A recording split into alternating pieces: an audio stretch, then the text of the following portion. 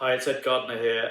I'm sorry we're not with you in person today to perform this wonderful range of music, but we're with you in spirit, and I wanted to say a few words about the program and look forward to being with you in person soon. For me, Sibelius' Third Symphony is very different from Sibelius' best-known symphonies, the second and the fifth. The second has its epic romantic sweep, and the fifth, its brilliant depiction of nature. It feels new from its opening gesture.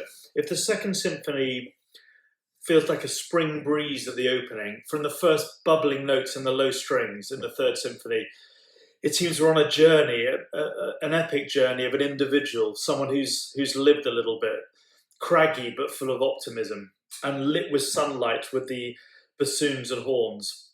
People talk about the connection between Tchaikovsky and Sibelius's melodies. I don't really hear that even in the earliest symphonies, and certainly in the yearning second melody that the third symphony has. It punctuates, it breathes, it stops and starts in a different way than a Tchaikovsky melody would.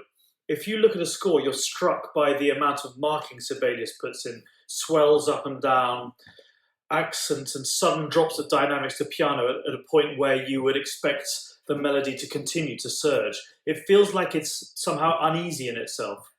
The end of the first movement feels like a hug in nature. The final plagal cadence, best known as the Amen cadence from church, feels like the end of a hymn of thanks. The second movement of Sibelius' Third Symphony is slower, but it's a dance, a lilting, melancholic dance of nature. I find in rehearsal this atmosphere is extremely hard to find. If it's too quick, it feels flippant. If it's too slow, it's lugubrious, and that's not the colour I think it should be at all. It should still sing. Something in this movement was unlocked for me when very early on in my career I was listening to a complete performance, a complete concert of Sibelius' music, and I was sitting next to an older, much wiser Finnish man, and he said to me, what this orchestra doesn't understand is that every pizzicato, every time the strings were plucked, that represented a tree. And I thought it was a strange comment, but often in rehearsals I say this to orchestras and they look at me like I'm going crazy, but it definitely changes the sound. It becomes something more structural and important and thoughtful and more easily phrased. The finale was the section of this symphony that left the strongest impression on me the first time I ever heard it. If the piece represents a journey, the last movement, when you hear this chorale in the cellos and the violas for the first time, a chorale that could easily be in Finlandia, you feel that there's a horizon that we're aiming for. The build-up towards the end in the brass with this incredibly volcanic rhythm in the strings, it feels like one of the most exhilarating and transcendental gestures I know in all of Sibelius' music.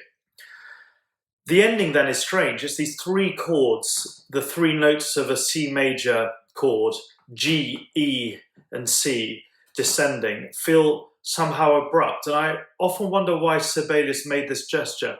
And I think it's because that hymn, that anthem, that chorale could really continue to infinity. And Sibelius feels he needs to cut it off at some point. And certainly I'm left with this feeling of infinity when we perform the piece. While I was a student at the Royal Academy of Music, I was very lucky to have Colin Davis coming in and talking through this piece with the conducting students there. Sibelius has always had a very strong presence in Britain, and a lot of the great British conductors from Beecham and Barbaroli onwards felt an affinity with his music.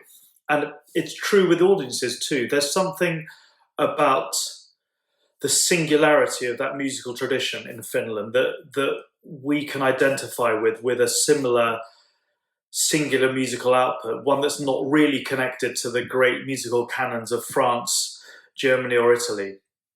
This symphony is a symphony I love performing, and I think it suits concerts at the beginning rather than the end. Why is that? I think it's not a slight piece by any means, but it's not as extrovert as some of those great symphonies that Sibelius wrote, and I think it's best heard with fresh ears.